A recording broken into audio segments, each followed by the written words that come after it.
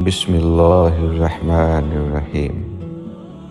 شروع اللہ کا نام لے کر جو بڑا مہربان نہایت رحم والا ہے۔ ایک یہودی جو کہ ابھی اپنی جوانی کی عمر میں تھا، اس وقت اس نے حضور صلی اللہ علیہ وسلم کی خدمت میں ایک بار دودھ پیش کیا، لیکن اس وقت اس کی عمر 90 سال ہو چکی تھی۔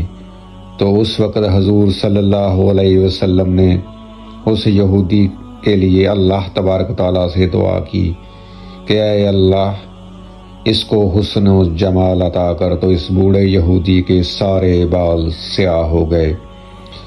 میرے ناظرین، صرف سیاہ ہی نہیں بلکہ نہایت ہی سیاہ اور خوبصورت ہو گئے۔ حضرت قتادہ رضی اللہ تعالیٰ عنہ فرماتے ہیں، وہ 90 سال تک زندہ رہا تو اس کا ایک بال بھی سفید نہ ہوا۔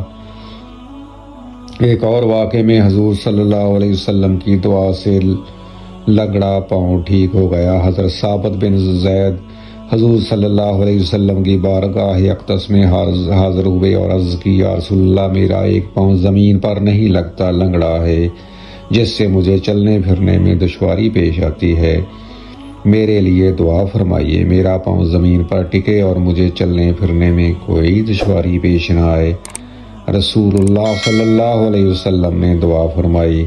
دعا کی برکت سے حضرت زید رضی اللہ تعالیٰ عنہ کا پاؤں بالکل ٹھیک ہو گیا اور دوسرے پاؤں کی طرح آپ نے چلنا شروع کر دیا، اور حضرت زید بن ثابت جب تک زندہ رہے آپ کے اس پاؤں میں کبھی کوئی مسئلہ درپیش نہ ہوا۔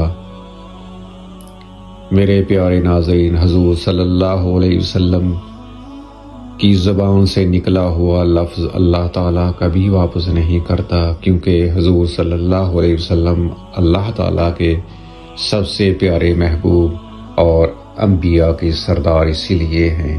حضور صلی اللہ علیہ وسلم پر لاکھوں رحمتیں نازل ہوں، اور ہمیں حضور صلی اللہ علیہ وسلم کی محبت اور آپ کے اسوہ حسنہ پر چلنے کی اللہ تعالیٰ توفیق عطا فرمائے۔ آمین ثم آمین۔